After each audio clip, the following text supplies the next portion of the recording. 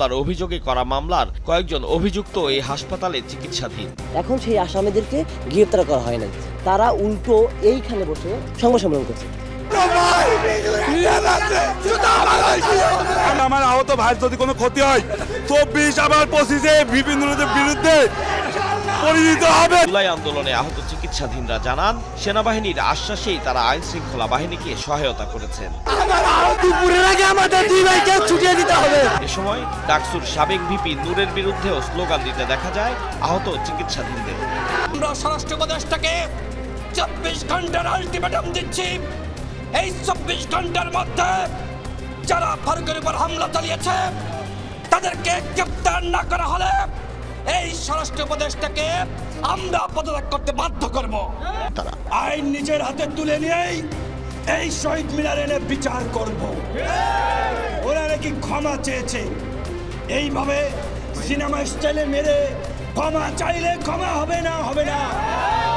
আমরা এত হাতেম তাই না।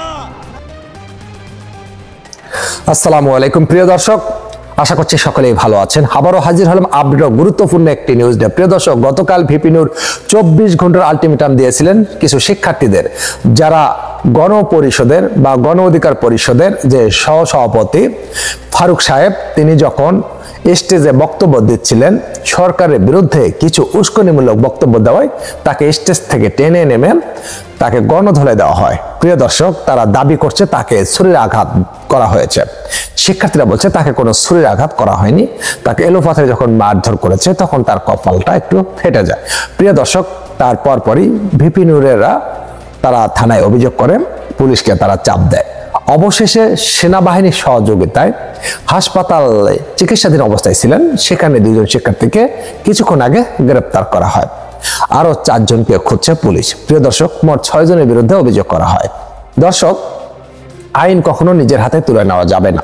কেউ যদি দেশের বিরুদ্ধে ষড়যন্ত্র করে, সরকারের বিরুদ্ধে উস্কানিমূলক বক্তব্য দেয়, তার বিরুদ্ধে অভিযোগ দিতে হবে, তার বিষয়ে মামলা করতে হবে, তারপরে তাকে থানায় সোপর্দ করতে হবে, আইন তার বিচার করবে।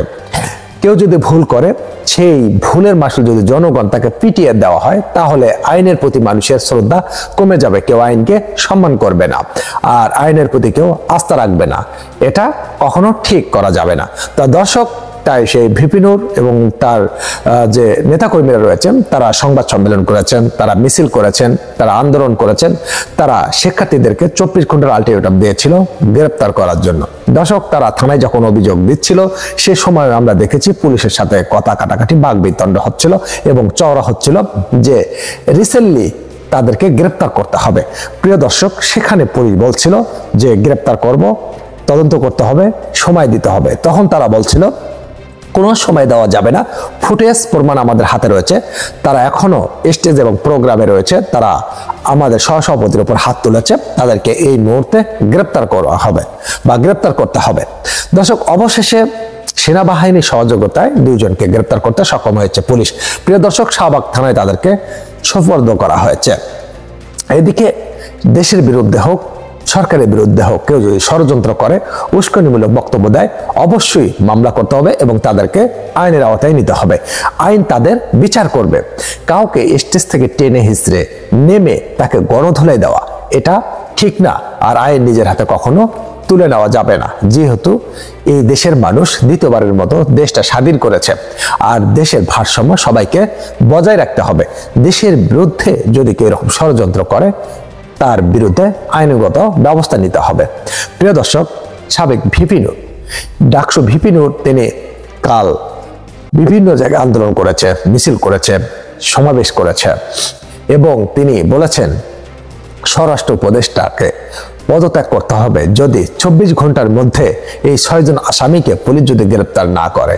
তা দর্শক, তাকেও তিনি আলটিমেটাম দিয়েছিলেন। অবশেষে পুলিশকেও একটা আলটিমেটাম দিয়েছে। প্রিয় দর্শক, আপনাদের মতামত অবশ্যই কমেন্ট বক্সে লিখে জানাবেন যে শিক্ষার্থীরা তারা এই বৈষম্য বিরোধী ছাত্র আন্দোলনের সময় তারা বেশি ঝুঁকি নিয়েছিল, বিএনপিরাও সেই যোগদান করেছিল, জাতীয় পার্টিও যোগদান করেছিল, বিভিন্ন দলের লোক কিন্তু যোগদান করেছিল। দেশটা দ্বিতীয়বারের মতো যেহেতু স্বাধীন করা হয়েছে, আর এই স্বাধীন দেশে কেউ যদি সরকারের বিরুদ্ধে, দেশের বিরুদ্ধে ষড়যন্ত্র করে, অবশ্যই তাকে আইনগত ব্যবস্থা নিতে হবে। এদিকে সেই সহসভাপতি ফারুক সাহেব তিনি কিন্তু যে বক্তব্য দিয়েছিলেন সেটা হলো, তিনি বলেছিলেন যে তারা যে জীবন দিয়ে বা রক্ত দিয়ে দ্বিতীয়বারের মতো দেশটাকে স্বাধীন করেছে, কিন্তু কোনো অন্তর্বর্তী সরকার চায়নি। অন্তর্বর্তী সরকারের জন্য তারা দেশটা দ্বিতীয়বারের মতো স্বাধীন করেনি। তাহলে এই মুহূর্তে যে দেশটা স্বাধীন করা হয়েছে, অন্তর্বর্তী সরকার যদি না দেওয়া হয় তাহলে কাকে দেবে দেশটা চালাতে? সেনাবাহিনী কি দেশ চালাবে? কখনো চালাবে না। পুলিশের ঊর্ধ্বতন কর্মকর্তা চালাবে? তিনিও কখনো চালাবে না। তাহলে এই মুহূর্তে কি একটা নির্বাচন দেওয়া সম্ভব? সে পরিমাণ অর্থ আছে কি? আর একটা নির্বাচন দিতে গেলে কয়েক হাজার কোটি টাকার প্রয়োজন আছে, সেটা কি ব্যাংকে আছে? তাহলে বুঝতে হবে এই মুহূর্তে যেহেতু একটা সরকার গঠন করা সম্ভব নয় নির্বাচন দিয়ে, তাহলে একটা অন্তর্বর্তী সরকার জরুরি।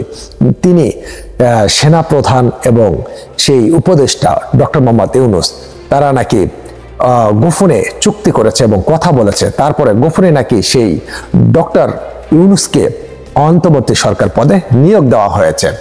আর এরকম উস্কানিমূলক বক্তব্য দেওয়ার কারণে শিক্ষার্থীরা তাকে স্টেজ থেকে নেমে গণধোলাই দেওয়া হয়। তিনি প্রথমেই দাবি করেছিলেন যে তাকে বিএনপি নেতাকর্মীরা বা যুব দলের নেতাকর্মীরা তাকে আঘাত করেছে, ছাত্ররা আঘাত করেনি। তিনি কিন্তু এটাই প্রথমে বলেছিল, সেই ভিডিও ফুটেজ রয়েছে। অবশেষে পরক্ষণে জানা গেল যে ভিপি নূর এবং তার নেতাকর্মীরা বলছিল যে না, তারা যুব দলের না বা কোনো বিএনপির পার্সন না, তারা সমন্বয়কের বা শিক্ষার্থীরা, তারাই হামলা করেছে ফারুক সাহেবের ওপর। তা প্রিয় দর্শক, কারো ওপর যে কোনো মুহূর্তে হামলা করা যাবে না, কারণ দেশে আইন আছে, বিচার বিভাগ আছে, আইনের হাতে সুপার্দ করুন, সবচাইতে ভালো হবে। তা দর্শক, আপনাদের মতামত অবশ্যই কমেন্ট বক্সে লিখে জানাবেন। আমি এমডি রুবেল হোসেন, আবারও দেখা হবে নতুন কোনো ভিডিওতে। ভালো থাকবেন, আল্লাহ হাফেজ।